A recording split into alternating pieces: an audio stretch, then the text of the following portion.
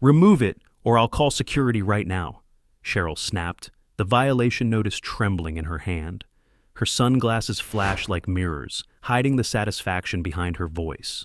The nozzle of the pepper spray can glinted in the sun, aimed low, too close to the tent, too close to my daughter. I wouldn't, I said evenly. That camera over your shoulder, it's streaming to a backup server. The red LED blinked once, sharp as a pulse. Her smile faltered for half a breath, the momentary break between arrogance and realization. You can't record me without... Actually, I cut in, I designed the system myself. It's motion-triggered, audio-verified, and, well, completely legal. If you've ever seen power abuse dressed as neighborhood order, hit subscribe now, because this isn't just an HOA dispute. This is the moment my newborn was pepper-sprayed in the name of community standards. I straightened, the tense white fabric brushing my sleeve. My name's Ethan Lawson, civil engineer. My father taught me that structure protects life, or destroys it if built wrong. He died proving that. The tense UV-coated surface shimmered faintly in the light. He designed shelters for kids like mine. Behind Cheryl, the neighborhood shimmered in the midday heat. Painted fences, manicured lawns, the illusion of perfection. But every inch of it hummed with tension. The HOA had fined us 3 times in a week, called our baby's medical tent a safety violation. This isn't decor, I said quietly. It's for my daughter, born 8 weeks early. Her skin can't handle sunlight. Ava stood in the doorway, pale from too many sleepless nights, whispering, "Ethan, please." The baby monitor on her phone crackled, a soft cry muffled through layers of protective film. My throat tightened. All I could smell was the sweet chemical tang of disinfectant mixed with freshly cut grass. "You think this neighborhood cares about your personal projects?" Cheryl said. "You're making the block look like a construction site." Her voice carried, sharp and public. 2 neighbors peeked from behind hedges. I took a slow breath. "You installed illegal wiring under the entrance signs last spring.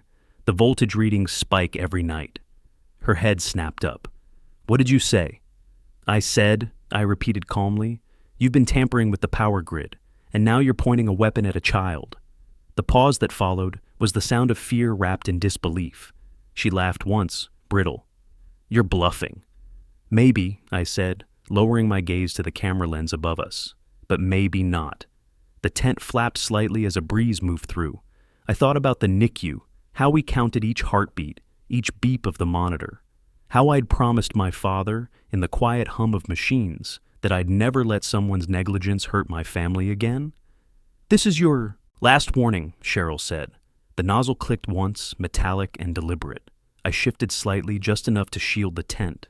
Every muscle in my back burned with the memory of sleepless nights soldering wires and code, designing a system for disaster response, now repurposed to protect my own doorstep. The can hissed. The mist caught the sunlight, a golden shimmer turning deadly. Ava screamed. The baby's cry rose behind the thin film of the tent, piercing and raw. I moved before thinking, arm up, breath burning. The scent hit first, acid and metal. Neighbors shouted. Someone dropped a phone. The sprinkler system kicked on somewhere nearby, sprinkling the air with mist that did nothing to wash away the sting. Cheryl stumbled backward, realizing too late that everything, the spray, the threat, the words, was live. She glared at me, voice shaking. "You'll regret this." "Maybe," I said, blinking through the burn, "but not as much as you will when the truth comes out." The baby's cry softened to a whimper, then silence, and that was worse than any sound in the world. I turned to the camera, to the blinking light, to proof. "Where are you watching from?" Because what just happened here, this moment, this injustice, isn't fiction. It's the day a neighborhood rule turned into a weapon, and the day I learned just how far I'd go to protect my family. Subscribe if you've ever seen power abused by people who think they're untouchable. This story is only beginning. The red LED still pulsed in my mind when a siren wailed at the end of the block and faded without stopping. Cheryl's hands shook as she holstered the can, then her phone pinged. A mass alert hit the neighborhood app. "Emergency standards meeting, Maplewood Park, 15 minutes. Ava hugged our daughter close. I tasted metal and kept the camera streaming. We walked 2 streets and a footpath, crossing a stage. Neighbors drifted in clumps, coffees like shields. The wind carried cut grass, sunscreen, and chlorine from the empty pool. I kept the folded tent under my arm, the frame clicking my ribs. The HOA banner sagged across the gazebo. Preserve Maplewood. Cheryl waited at a mic between 2 board members in matching polos. She'd traded sunglasses for a neighborly smile. We're here for safety, she announced. A resident created a hazard. We intervened. Phones lifted. I stopped at the playground's edge, close enough to hear the amp hum. The draw sounded wrong, warbly, thin, like a bad transformer. Bollard lights along the path glowed midday bright, then sagged, pulsing a lazy heartbeat. I didn't need tools to know something was off, but I opened my diagnostics app and graphed the harmonics. Ava squeezed my arm. She's spinning it, she whispered. Cheryl pointed to a laminated chart about temporary structures and line of sight, skimming the medical accommodation section like it wasn't there. A board member tapped a stack of fines. A neighbor in a visor spoke up. We can't have tents popping up. It ruins values. Another muttered, what if kids copy it? My daughter can't be in direct sun, I said. This isn't decor. A few faces softened. Most didn't. Let's avoid disruptions, Cheryl said smoothly. We all want a peaceful community. She gestured to the path. Observe our new safety lighting. On cue, the lights brightened, then dipped. The amp's buzz climbed and dropped. I recorded the sound profile. Harmonics from cheap drivers, noise consistent with unpermitted splices, maybe aluminum to copper connections without paste. The gazebo outlet wore a fresh faceplate. Its screws were burred. A gray junction box by the roses vibrated warm under my palm. Ethan, please, Ava said. I nodded, but I was cataloging. Locations, loads, line runs. People hear arguments, systems tell truth. If Maplewood wanted safety theater, they'd built it on sparks. Cheryl lifted a hand. It is with regret that the board must levy escalating penalties for non-compliance. Cameras clicked.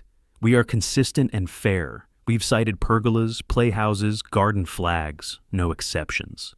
A laugh from the back, except the vice president's 8-foot nativity. Heads turned, the speaker ducked. Cheryl ignored it. I stepped 1 line forward on the mulch. You sprayed toward a child, I said. There's audio and video. She tilted her head. What you recorded violates our bylaws, she said. We'll demand takedown. The crowd rustled. I steadied my voice. State law beats bylaws. The amp squealed. The lights surged. Warm plastic scented the air. A toddler clapped. A mother pulled him close. Enough, Cheryl said, smile soldered in place. We've heard from the resident. The board will proceed. She raised the fine sheet like a gavel. I told the nearest neighbors, if those lights are wired like I think, they'll trip under load tonight. Keep kids away. A man frowned. You an electrician? Engineer, I said. I design resilient systems. He followed my gaze to the humming box. I didn't add the rest. Entrance signs draw the same current. My meter catches spikes. Ava touched my shoulder. We have to go, she whispered. Our daughter stirred, calmer now. I folded the tent tighter and felt the frame bite, aluminum cool against my fingers. As the crowd thinned, Cheryl leaned into the mic. To preserve tranquility, she said, security will increase patrols. On cue, a golf cart rolled past, its orange beacon stuttering with the same uneven rhythm as the lights. I watched the skip, counted gaps, and almost smiled. We left the park without looking back. The diagnostics file saved with a soft chime. I named it Maplewood Noise 01 and pushed a copy to a cloud drive Cheryl couldn't touch. The wind shifted, chlorine faded. The amp's ghost hum followed us down the path. The wind carried the hum of those flickering lights all the way home. Ava went inside with the baby, but I couldn't. My head still buzzed with voltage graphs and Cheryl's smug voice looping through memory. That's when I saw him, Marcus Trent, standing by the maintenance shed near the tennis courts, keys jangling in his hand like they weighed too much to hold. He spotted me before I said anything. His posture froze halfway between leaving and hiding. You shouldn't be out here, he muttered. The floodlight above us stuttered, throwing his shadow long across the asphalt. The shed door was cracked, and the smell of oil and burnt plastic drifted out. "I could say the same," I replied. "You were at the park." Marcus's jaw worked before words came. "They told me to make sure the lights ran smooth for her big show." He rubbed the back of his neck. "Guess they did." "Smooth?" I said.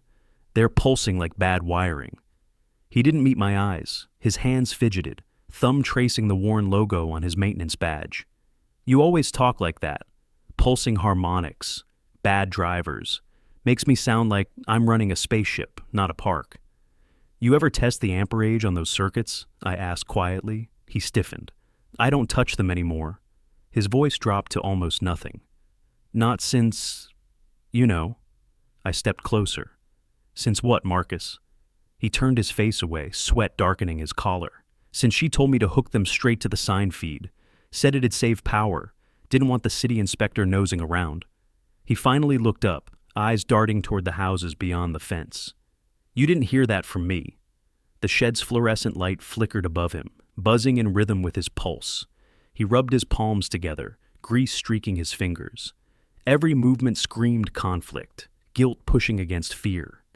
"Marcus," I said, lowering my voice, "you know what that setup does to load balance? You're one short circuit from a ground fault across the path." He exhaled like it hurt. "You think I don't know that?" I told her, but Cheryl said the residents wanted aesthetic improvements. Then she started fining people. And if I didn't do what she said... He trailed off, staring at the concrete. "She'd fire you." He nodded once.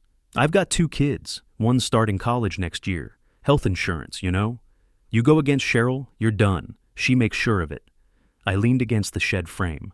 "You don't have to go against her. Just help me make sure the truth comes out the right way." His laugh was sharp and tired. "The right way? You think anyone cares about wiring diagrams when they hear the word violation? She's already got the neighborhood thinking you're dangerous." "Yeah," I said, "but the difference is I have data." That caught him, his brow furrowed. "Data?" I pulled my phone from my pocket, screen glowing with the file. Maplewood Noise 01. The waveform shimmered like a heartbeat. "That's your lighting system's harmonics. I recorded it at the park." He stared at the screen, swallowing hard. "That's from the gazebo feed?" "Yeah, it's drawing through a line that shouldn't exist. Someone spliced it manually." His breath quickened. He rubbed his arm like he could wipe away guilt. "I told her not to piggyback that sign circuit. She said if the inspector didn't see it, it wasn't illegal." "She's wrong," I said, "and you know it." He kicked at the dirt, then looked back toward his golf cart idling in the dark. "You recording this?" "No," I lied. He knew it, but he still nodded, maybe out of resignation. "I don't want trouble, Ethan," he said. "You've already got it." His fingers drummed against the metal door. "But if you want to understand how deep this goes, check the irrigation timer by the pool tomorrow. Same feed, same splice."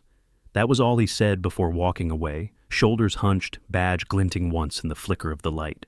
I watched him go, the shed buzzing like it might burn. Marcus wasn't an enemy. He was the hinge. The system was cracking, and he was the first to feel it. When the light finally died, the silence felt like proof. When the light finally died, the silence felt like proof. I pocketed my phone and started walking, the shed's oil smell trailing me to the sidewalk. My watch buzzed.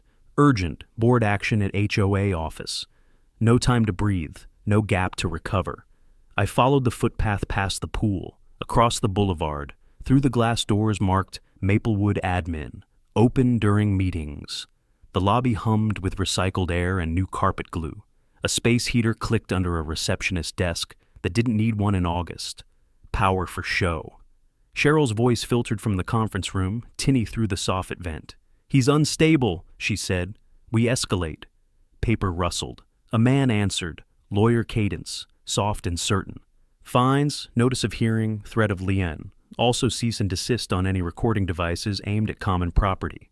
I stayed in the lobby, eyes on a framed photo of the entrance sign glowing at night. The same sign whose feed carried the lights. The photo's highlights looked too bright, like someone pushed exposure to hide the flicker.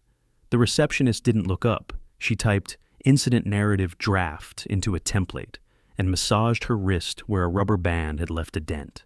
The air tasted like dust and ozone. The conference door opened just a breath. Cheryl's perfume drifted out. "We'll cite medical equipment under temporary structure," she said. "No accommodation without board approval," the lawyer murmured. "Risky, given disability statutes." Cheryl snapped. "Then we win on process. He missed a deadline." I shifted closer, pretending to study a brochure about landscaping stones. Through the crack, a coil of orange extension cord snaked under the table to a cheap power strip, feeding a projector and 2 laptops. The strip's switch glowed a sickly red. I heard the high whine of a DC converter at its limit. The lawyer lowered his voice. "There's another issue. Insurance flagged the video you mentioned. If that goes public, an adjuster will review infrastructure." Cheryl's pause sounded like teeth on glass. "We cleaned the minutes," he said. "Minutes aren't wiring." Silence. Then, "Handle it." The door opened. Cheryl stepped out, smile lacquered on. "Mr. Lawson, we'll be with you shortly." Her eyes slid over my shirt like it was stained. "You'll want to prepare for significant penalties." I kept my hands still. "I'm here to discuss safety." She tilted her head. "We've got it under control." Behind her, the projector fan howled. A burned plastic tang tickled the back of my throat. "Do you?" I said. "Because your sign feed is carrying loads it wasn't designed for, and your path lights are pulsing like a failing driver." Her smile didn't move. "Please wait to be recognized." She shut the door. The receptionist printed a packet and stapled it hard. "For you," she said without meeting my eyes. I took it. Notice of hearing, bold as a threat. Fines escalating daily. A demand to remove the tent immediately. And a paragraph claiming my camera violated community peace. I flipped pages. Not a single line about accommodation law. Not one mention of the pepper spray. A thump sounded behind the conference door, followed by a hissed argument. The vent carried every word. The lawyer again. "If he pushes for discovery, they'll find the splices." Cheryl. "No one's pushing anything. He'll fold." A second voice, male, shaky, said, "What about the irrigation timer?" I knew that voice. Marcus, he shouldn't have been in there. He was. "It's on the same feed," he added, almost whispering. "We could, at least, move it." Cheryl's chair scraped. "You'll do nothing without authorization." I pocketed the packet and walked to the lobby window, measuring the conduit runs outside with my eyes. Entrance sign to planter beds to path, path to gazebo. The tidy lie of surface beauty covering messy guts. A poster beside me showed a smiling family under string lights. I could hear the hiss in those lights now, even though the photo was mute. The door finally opened, and Cheryl waved me in. The conference room reeked of hot plastic and lemon cleaner. A projector rectangle washed the far wall, lot maps and violation codes. The lawyer nodded like a metronome. Marcus stood by the corner cabinet, arms tight, eyes on the floor. He didn't greet me. His badge twisted on its lanyard, catching the projector flicker. He looked like a man standing, too close to a live panel. Cheryl slid a paper toward me. "Compliance plan," she said. "Remove the structure in 24 hours. Pay accrued penalties. Agree to inspection of your recording devices." I met her eyes. "No." The word landed like a simple equation. Her jaw clenched. "You're leaving us no choice." I set the packet down and leaned closer to the power strip. It buzzed. "Your equipment isn't rated for this load," I said, not to be helpful, but to be factual. The lawyer cleared his throat. "We're not discussing electrical work." "You will," I said, "when your insurer asks why your board meeting setup violates basic safety codes." Marcus's gaze flashed up, then away. Cheryl smiled bigger. "You're grasping." She turned to the lawyer. "File the lien notice?" He nodded. The strip popped. A tiny click. A stutter in the projector fan, the image dimming before the backup battery caught. Everyone jumped. I didn't. I stood. "You're going to fix those splices," I said evenly, "or you're going to explain them under oath." Cheryl's eyes went hard. "Get out!" Marcus moved like he might speak, then didn't.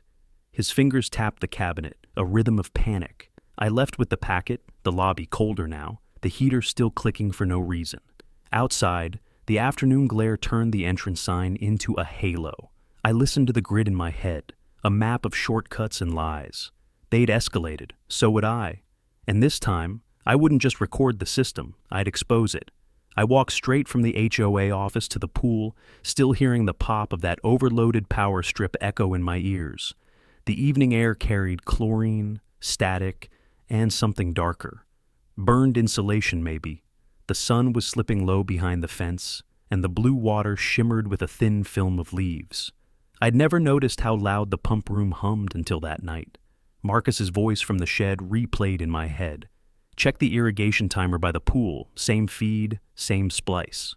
The pool gate clicked behind me, lock half broken like everything else Cheryl pretended was perfect. A closed for maintenance sign hung crooked, zip-tied to the railing. I slipped inside. The hum of the filter motor vibrated in my chest, steady but strained. I followed it to the small concrete enclosure at the back, the one labeled Water Control. Inside, it was a sauna of heat and machinery. The pump throbbed under a green metal housing, condensation dripping down the pipes. I crouched beside the irrigation timer box mounted to the wall. Plastic cracked, wires spilling like vines. The faint flicker of a pilot LED told me it was still live. I unscrewed the panel with the pocket tool I always carried. My father used to say every engineer should treat a system like a confession, quiet, methodical, patient. He'd have hated this setup. The wiring was chaos, mix-matched gauges, taped junctions, scorch marks, where terminals had arced. I traced one cable back along the wall and realized it wasn't irrigation at all. It was branching off a main line meant for the pathway lights, the same lights that pulsed during the HOA's meeting. Cheryl had tied the pool irrigation and lighting circuits together, overloading both systems to save on electrical fees. I reached into my bag and pulled out my multimeter. The probes clicked like old bones. 124 volts where there should have been 12. I whispered, "Jesus, Marcus," under my breath. One bad rainstorm, and that whole junction would short through the wet soil. Anyone standing barefoot by the pool, kids, seniors, whoever, would take the current straight through the body. Not hypothetical, deadly. The water pump shuddered, coughing air. I stepped back and watched the timer's LED blink faster, erratic. The housing warmed under my fingertips. Sweat rolled down my neck, part heat, part realization. This wasn't just negligence, it was liability on a scale that could bankrupt the HOA, or worse, kill someone. A soft rustle outside made me freeze. I peered through the vent slats and caught a glimpse of a golf cart idling by the fence. Cheryl sat in the passenger seat, phone to her ear, gesturing toward the pool gate. Marcus drove, eyes fixed on the ground. I stayed perfectly still. The timer clicked once, twice, then steadied again. Her voice carried faintly. "He's obsessive, probably sabotaging the equipment to fake a story." I clenched my jaw. Marcus's shoulders hunched as she spoke, his hands gripping the steering wheel tight. He said nothing. When they left, I exhaled and crouched again. I filmed the wiring, every splice, every scorch mark, and every serial number stamped on the components. I measured voltage drops, temperature rise, and the wire gauge mismatch. Then I laid a folded piece of blue painter's tape at the edge of the conduit, a subtle tag, my signature mark, in case they tried to repair it later. The pump cycled again, louder this time. I shut the panel, checked my recording, and backed out of the room slowly. My phone buzzed. Ava's message. "Everything okay? Neighbors talking again?" I typed back, "Found something. Big." Outside, the pool lights flicked on, even though the sky still glowed. Their reflection jittered on the surface, rippling like warning signs underwater. I watched one bulb near the shallow end flicker brighter, then dim, pulsing with the same uneven rhythm I'd captured earlier. I didn't need a lab or a report yet. I already had enough for the truth to burn through the HOA's fake order. But I wanted more, something undeniable, something that would tie Cheryl directly to the system. I pocketed the multimeter, locked the gate behind me, and turned toward home. Every step hummed with voltage in my head, the pattern of a current out of balance. Tomorrow, I'd find where the circuit began, and who signed off on it. Tomorrow would have to. Wait, the house told me so.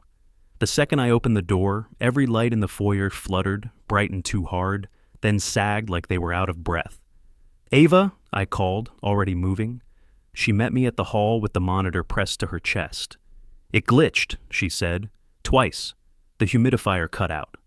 I heard the baby's thin cry through the wall, the sound that hits your spine before it hits your ears. I ran to the nursery. Warmth and the faint, plastic-clean smell wrapped the room, but the humidifier's LED was dead. The blackout shade trembled from the AC vent. Our daughter's cheeks were mottled, lips dry. "It's okay," I whispered, though my throat had turned to dust. "I've got it." I unplugged, counted 3, replugged. The unit beeped, then surged to a too bright blue before settling into a steady, sane glow. "What is happening?" Ava asked, voice hushed like the room itself might shatter. "Brownouts," I said. "The grid's wobbling." The baby quieted to a hiccup, breath shallow but even. I put a hand on the tense frame, felt the aluminum cool under my fingers, and listened to the wall for the low, off-tempo hum of a load shifting where it shouldn't. There it was, like a heartbeat with a skipped beat. Ava bit her lip. "Is it them?" She didn't have to say Cheryl. "It's the system," I said, "and she's sitting on top of it." My phone buzzed with a neighborhood alert. Lighting upgrade, temporary testing, expect brief fluctuations. It read like an alibi written before the crime. I moved to the window and cracked the blackout shade's edge just enough to see the street. The entrance sign glowed like a stage, too bright for this hour, washing the boulevard in artificial moonlight. A golf cart rolled past, beacon stuttering. It stopped at the corner planter where the conduit popped out of the soil. 2 figures hopped off. One had Cheryl's silhouette, square shoulders, efficient arms. The other moved slower, hands in pockets even when he needed them. Marcus. Ava joined me, breath holding in her chest. "Ethan, don't—" "I'm not going out there," I said. "I'm watching." Direct. That was the word that clicked in my head. No rumor, no recording from earlier. This was live. The taller silhouette, Cheryl, pointed to the junction. Marcus knelt and opened a plastic lid. Even from the window, I heard the thud of it hitting the curb and the tiny metallic jingle of screws in a palm. "They're touching it," I breathed. "Right now." Ava squeezed my arm. "Call someone." I thumbed open the city's non-emergency line, then stopped. Proof mattered. Timing mattered more. The blackout shade sucked light back into the room. The humidifier exhaled a gentle mist that smelled faintly sweet, and the baby sighed as it reached her. I glanced at the monitor number, safe range again. "I'll call the inspector," I said, "but I need to see their hands." I slipped into the hall, grabbed the binoculars I kept from trail runs, and came back to the window. The glass kissed my forehead cool as I steadied. The image tightened, Marcus's face in profile, jaw clenched, sweat flashing on his temple in the sign's glare. Cheryl talked, chin tilted. A small flashlight trapped between her teeth as she gestured. He reached in with a screwdriver and a loop of wire. Not repair, reroute. My chest went cold. "Marcus," I muttered, "don't do it." He did it. He layered a new connection over the splice like a bandage, then paused with his hand hovering, fingers twitching.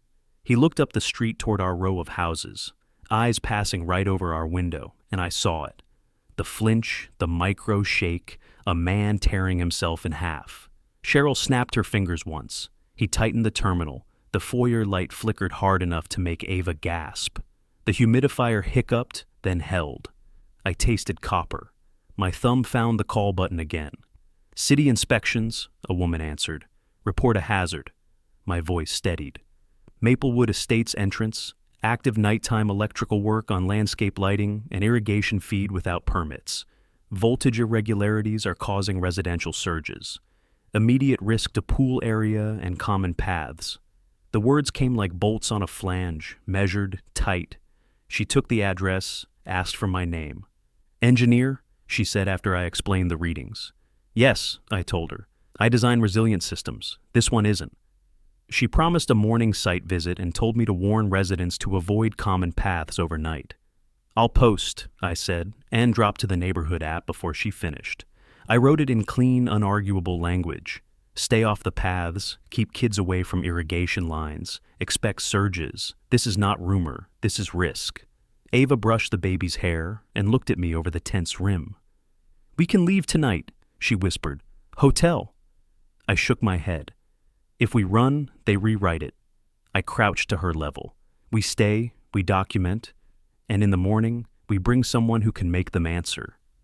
Outside, Cheryl snapped the lid back onto the box like she was sealing a secret. Marcus stood, wiped his hands on his shirt, and didn't meet her eyes. She said something, short, cutting. He nodded, shoulders round as if he'd been told to carry the whole block. I closed the shade. The nursery settled into its soft machine lullabies, the humidifier's whisper, the monitor's tiny breaths ticking time. I kissed Ava's temple and felt the salt there. "It's us," I said, quiet but anchored. "We commit, no more waiting." I went to the garage panel and installed a surge protector I'd kept for emergencies, hands moving on muscle memory. The metal tinged the air with a clean new smell when it snapped into place. I checked the nursery again. Stable. "Sleep if you can," I told Ava. "At sunrise, I'm at the entrance sign, with a meter and a witness." Commitment wasn't a speech, it was a switch, thrown. I'd thrown mine. Dawn bruised the sky when I stepped out with my meter. Ava slept beside the tent, the humidifier steady. I left a note and headed for the entrance sign, until a truck coughed 2 doors down. Marcus stood in the open mouth of his garage, one hand on the frame like he needed it to hold him up. "Ethan," he said, barely above the birds. "In here, please." The garage smelled like motor oil and pine dust. A single fluorescent bar flickered. He shut the door halfway and stared at the floor. "I can't keep pretending I don't see it," he said. "Last night, I did what she told me. You spliced the feed." He swallowed. "Months ago, I tied irrigation into the sign circuit. It wasn't supposed to carry path lights too, but Cheryl kept adding loads. She called it an efficiency project. There wasn't a project. There was me and a spool of wire." His thumb tapped a wrench, then his keys, every motion an apology. "The first guy she hired, Vernon, never pulled permits, cash, envelopes. When he ghosted, she told me to finish it so she wouldn't have to explain invoices to the insurer. Why tell me now? Because I saw your lights flutter, because your kid breathes under a tent, because I heard myself say yes again, and I hated it." He rubbed his forearms. "There's more." I waited. "She made me move the sign transformer into the east planter last spring. It isn't weather rated. We buried a plastic tote to keep it dry. It sweats. When irrigation cycles, the tote fogs. You can hear the buzz change if you stand there long enough." He tried to smile. "You ever think a sound could confess? It just did." He let out air. "If we apply for permits, we trigger a full inspection. She doesn't want that. Cameras aren't compliant either. No plaques, bad runs. She wants control, not code." He eased onto a stool and pinched the bridge of his nose.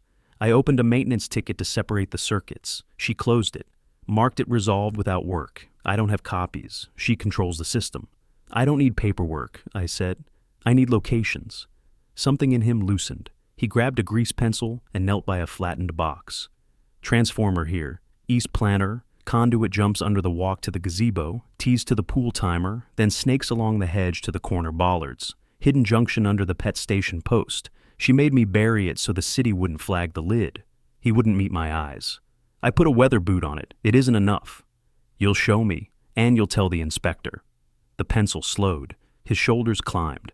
"If I talk, I'm incompetent. I lose the job, health insurance. My boy starts college next month." He stared at his hands. "I'm not brave like you." "I'm not brave," said. "I'm cornered." He gave a short, humorless breath. "She wants timers reset before 8.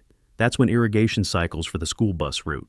Looks good for parents. If we're going to show anyone, we show them before she cleans the scene." "City inspector's coming this morning," I said. "I called last night." Surprise flashed, relief behind it, then fear shouldered both aside. He nodded. "Then we keep it live long enough." He stood and pulled a small wand from a drawer, a battered non-contact tester. He pressed it into my palm. "Take this. You'll need a third hand." His fingers lingered, then retreated. "I'm sorry," he added, voice raw. "For last night, for all of it. We'll fix it." He squared himself. "I'll meet you at the East Planter in 10. I'll look like I'm checking sprinklers. If Cheryl shows, you keep filming. And, Ethan, if she fires me, tell the inspector exactly what I told you. She'll hear it anyway." He nodded, jaw set. He lifted the garage door. Cool air slid in, carrying the hiss of sprinklers waking up. We stepped onto the driveway together, Marcus locked the door and tucked his shaking hands into his pockets. We didn't say goodbye. We didn't need to. We walked toward the same wiring in quiet resolve. We reached the east planter just as the first rays hit the sign. Marcus crouched, hands steady this time. The tester in his pocket glowed faint red. "Still live," he said. We filmed a short clip. Voltage reading, coordinates, transformer hum. Then we split. He headed for the pool, pretending to check sprinklers. I turned toward my truck, the plan already forming like a circuit in my head. By the time I reached my office downtown, the sun had burned away the night's chill. The security guard waved me through without a word. I logged in and pulled up the city's open data portal, searching permits by subdivision. Maplewood Estates had 6 entries, all stamped the same month. Electrical work, aesthetic upgrades, signed off by a contractor ID I didn't recognize. I cross-referenced it through the state licensing board, expired 5 years ago, address listed as a P.O. box in another county. I leaned back, the chair squeaking.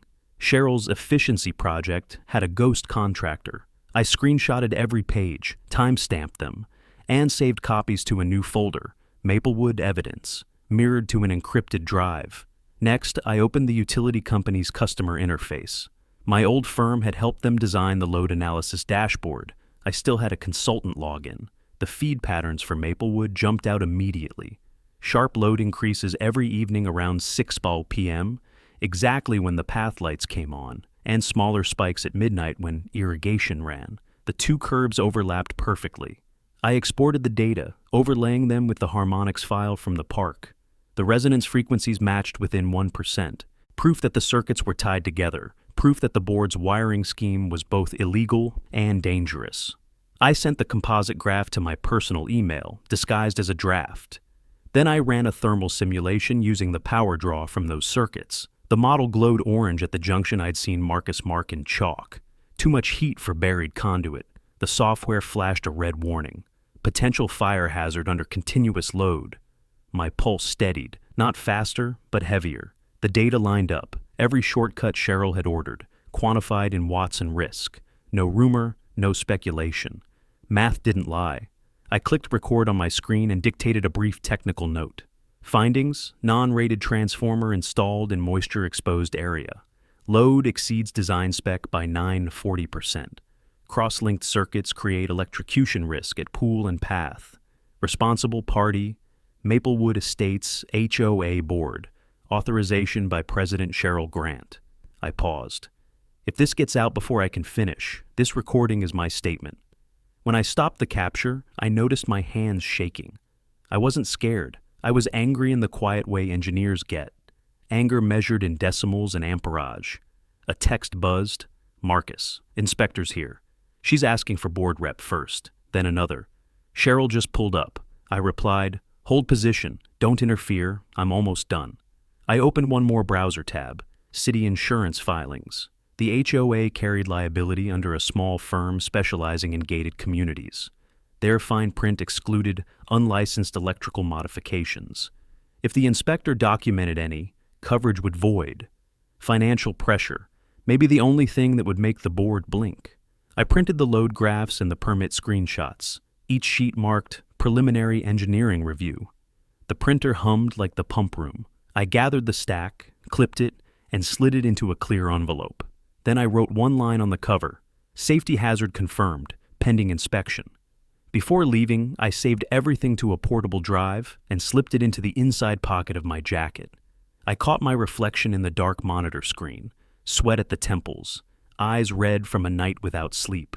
My father used to say clarity arrives when fear burns off. I felt that now. Another text. "She's stalling her at the gate."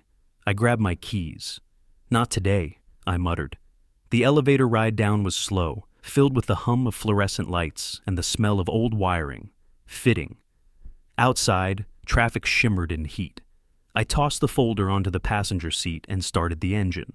The radio crackled, static bending into words about local homeowners clashing with associations.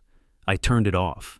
Every stoplight seemed synced against me, but I used the time to rehearse what came next. Deliver the evidence to the inspector, make it official, then let Cheryl hang herself on her own system. As I turned into Maplewood's gates, I saw the crowd, already forming, neighbors, curious, restless. A city vehicle idled by the curb, hazard lights blinking. Marcus stood beside the inspector, clipboard in her hand. Cheryl was talking fast, her gestures sharp. I parked, pocketed the drive, and stepped out into the heat. The air smelled of ozone and cut grass. Time to put data against deceit. The crowd at the gate thickened while I crossed the lawn. The city inspector, small frame, clipboard steady, stood by the transformer planter. Marcus hovered a few feet back, eyes darting between her and Cheryl. "Sir, you're the homeowner?" the inspector asked. I nodded. "Ethan Lawson." I handed her the envelope. "Preliminary engineering review. You'll want to see the load curves." She flipped through the graphs, mouth tightening. "Who installed these circuits?" Cheryl's smile stretched thin. "Our contractor. Everything was approved." The inspector's pen paused. "By which department?" Silence.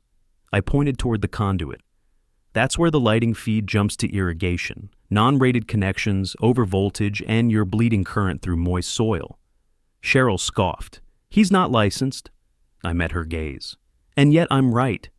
The inspector crouched, tapped the conduit with her pen, then uncoiled a small tester. The beep came almost instantly, steady, too strong. 120 volts, she said. "That's impossible." "Not impossible," I said. "Intentional." Marcus shifted, the sun glinting off his badge. "He's telling the truth," he said quietly. "I did the splice under direction." Cheryl turned on him. "You will stop talking?" But the inspector had already scribbled notes. I stepped back, scanning the street. Neighbors leaned on fences, phones in hand. For the first time, I didn't stop them from recording. Visibility was insurance. I knelt beside the inspector, showing her my multimeter readings. She compared them, eyes narrowing. "Your data matches." Cheryl tried one more push.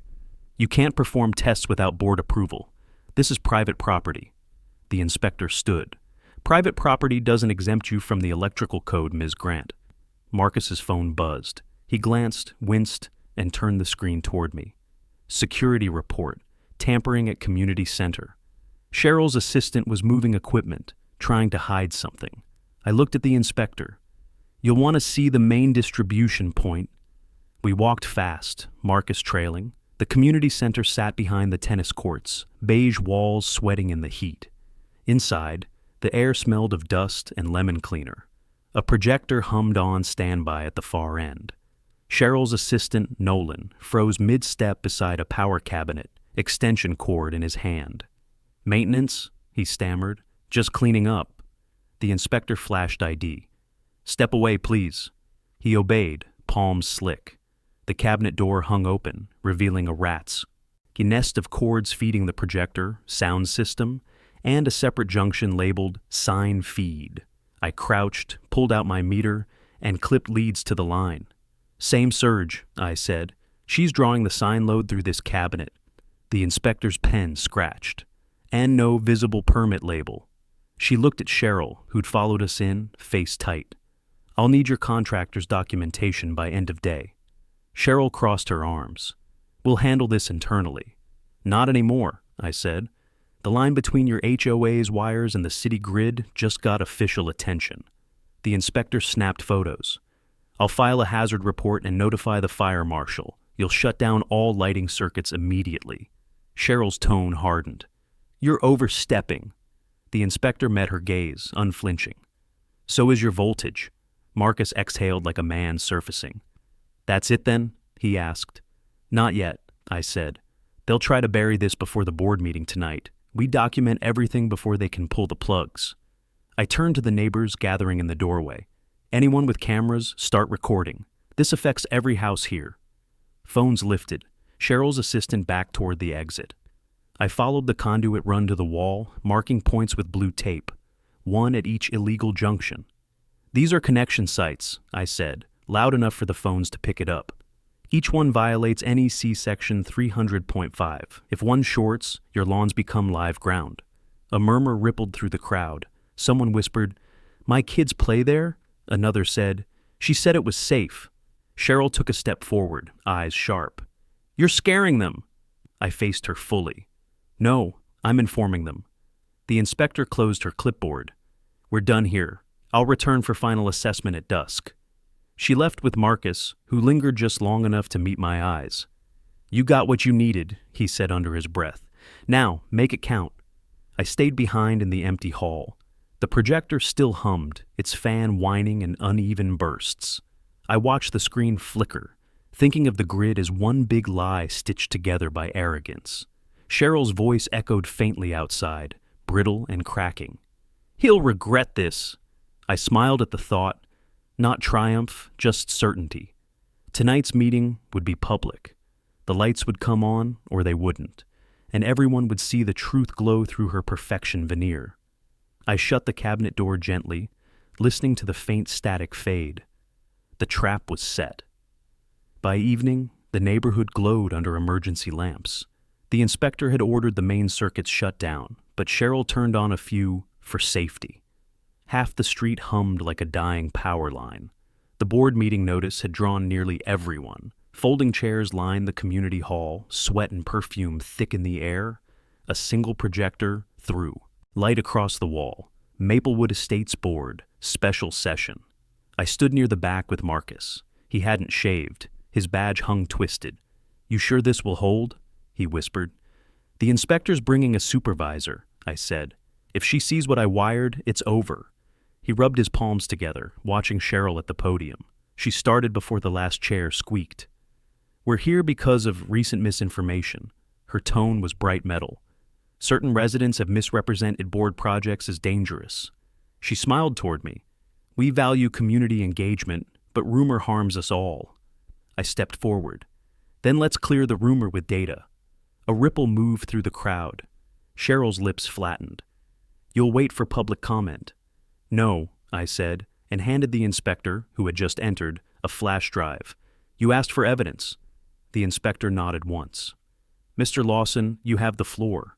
Cheryl's voice rose. That's not protocol. The inspector ignored her. Proceed. I took the mic, its foam cover damp from the room's heat. Yesterday, your lighting and irrigation circuits were found sharing unprotected lines. Voltage readings at the pool and walk paths exceeded code by over 900%. I pointed to the projector. The first slide appeared, graphs glowing red. These aren't hypotheticals. This is your grid. Murmurs turned into small gasps. I switched slides, thermal map simulation, red blooming under the planter. This heat signature matches the conduit Marcus and I recorded this morning. Marcus looked down, face drained. Cheryl stepped forward. That model is speculative. He's not certified to test. State licensing board records, I said, clicking again. The ghost contractor's expired license filled the wall. This is who you paid. He doesn't exist. A collective inhale swept the room. The inspector's supervisor, a tall woman with gray hair and calm eyes, spoke from the back. These readings are accurate. Mr. Lawson's data matches our independent sampling. Cheryl's voice sharpened. We've handled improvements responsibly. Improvements that could electrocute a child at the pool, I said.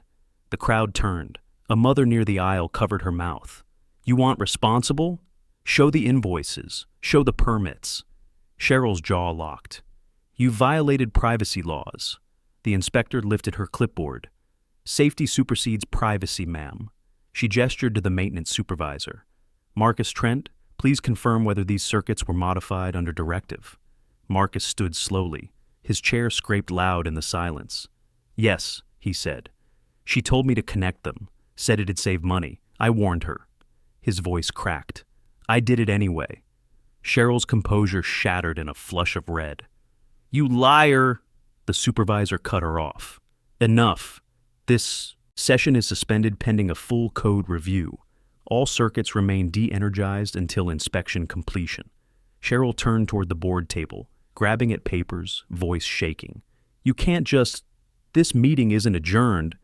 Her words drowned under the rising sound of phones recording. Residents moved closer, whispering, filming, documenting. The same cameras she once used to control the narrative now turned toward her. I stepped aside, letting the inspector's team access the cabinet. They opened the panel, blackened connectors, melted tape, and the unmistakable smell of cooked insulation. The supervisor looked back at the crowd. He wasn't exaggerating. Cheryl froze. That's sabotage. I met her eyes.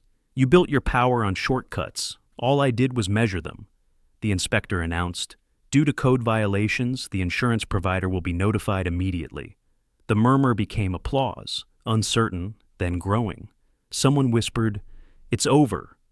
Cheryl backed toward the exit, face pale, hair frizzed with sweat.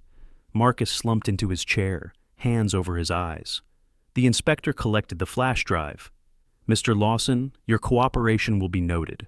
We'll require a written report for the record." "Already drafted," I said. A few neighbors came forward. Priya, the one who'd once called the tent an eyesore, offered a quiet thank you. Others joined, a low wave of relief and guilt.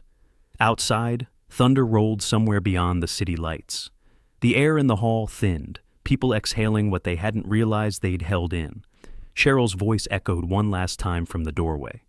"You've ruined this neighborhood." I looked at the flickering projector. "No," I said. "You did." The hall doors burst open, and the night air swallowed the noise. Neighbors poured out first, half whispering, half shouting.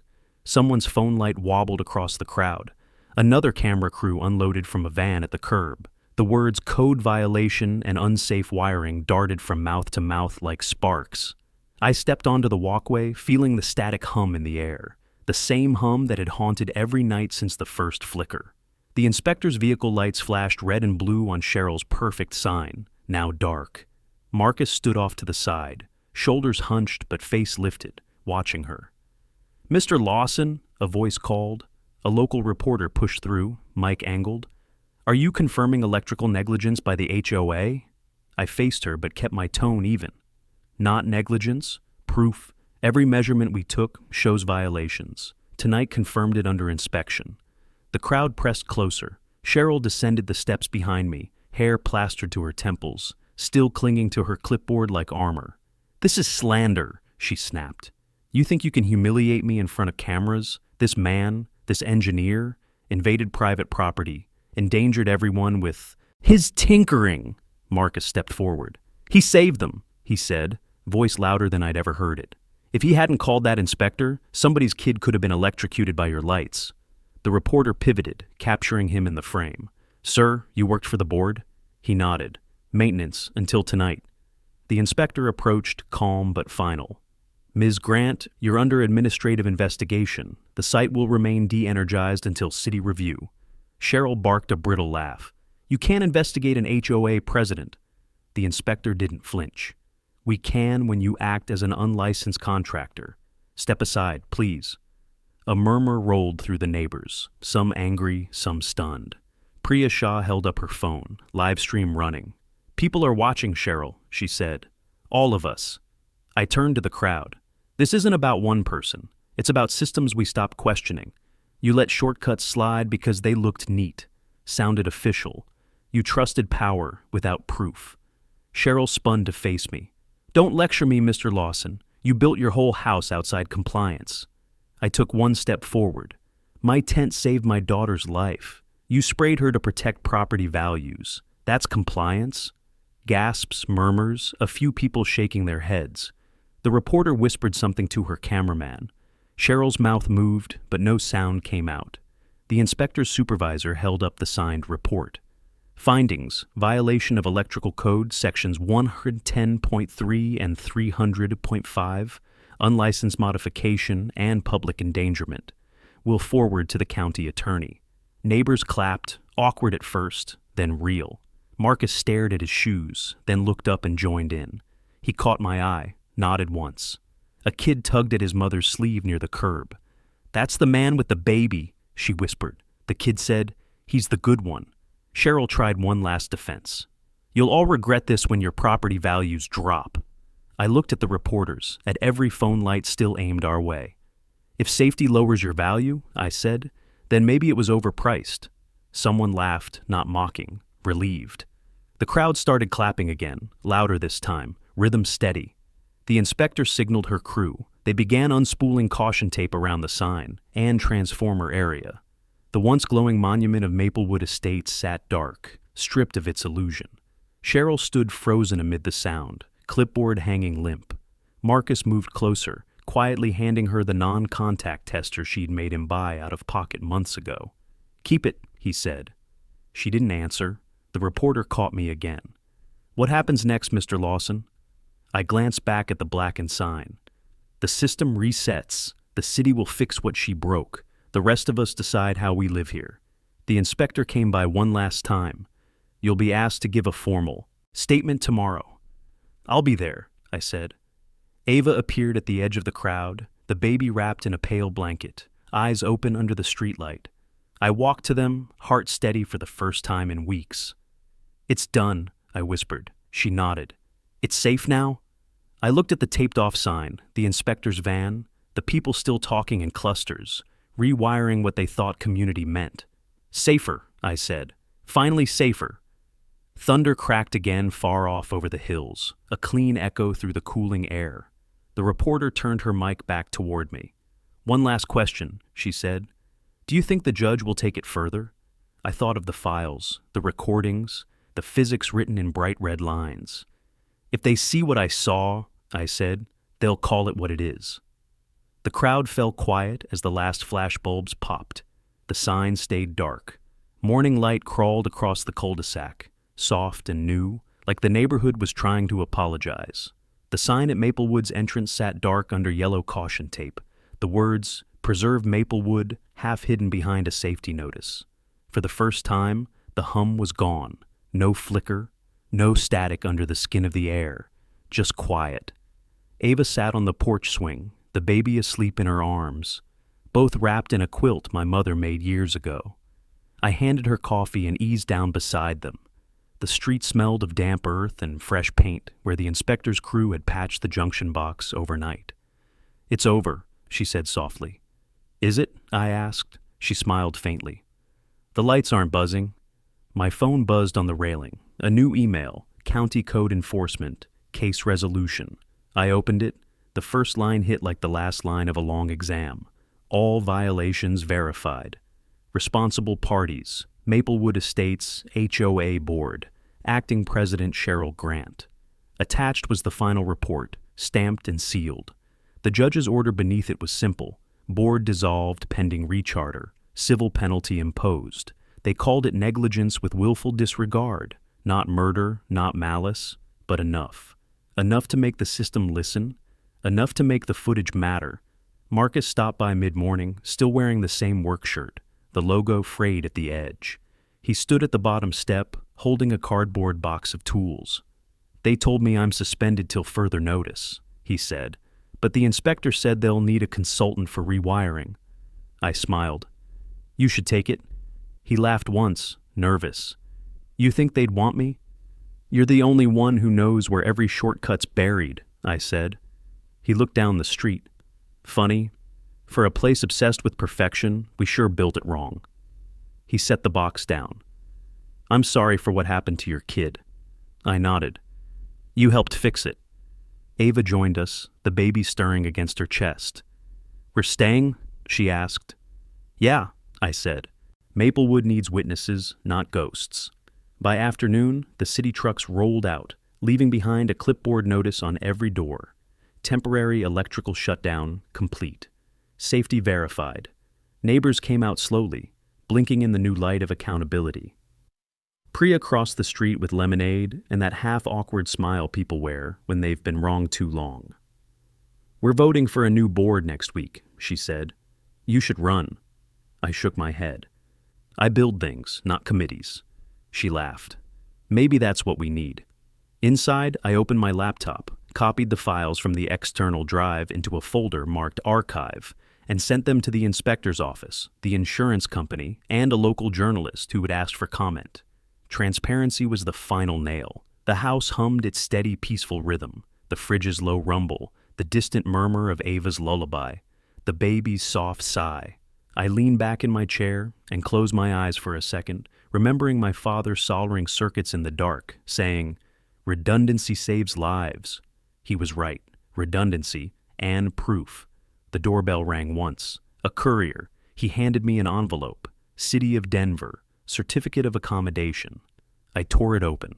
It granted our tent permanent exemption under medical necessity statutes. Legal, sealed, unquestionable. The thing that started this mess was now protected by law. I carried it outside and taped it to the frame of the tent. The afternoon sun caught the holographic seal, scattering a faint rainbow over the grass. Ava stepped beside me, touching my shoulder. "Full circle," she said. I nodded. "Full voltage this time." Marcus's truck rumbled past, toolboxes rattling, windows down. He raised a hand. I returned it. The street felt human again, not perfect, not symmetrical, but alive. Neighbors gathered at the end of the block, kids chasing each other between parked cars. The air smelled of cut grass and ozone after rain. Someone waved me over. "Engineer guy," a voice called. "We owe you dinner." I laughed under my breath. "Just fix your outlets," I said. As the sun dipped, I checked the tent one more time. The monitor blinked steady, blue and calm.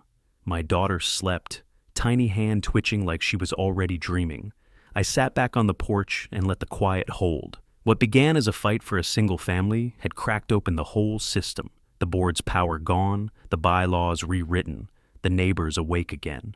If you want more stories of homeowners standing up to HOA tyranny, hit subscribe right now, share your story in the comments, and let me know where you're watching from. The light inside the tent dimmed to a soft gold. I smiled. "Sleep easy," I whispered. We finally grounded the current.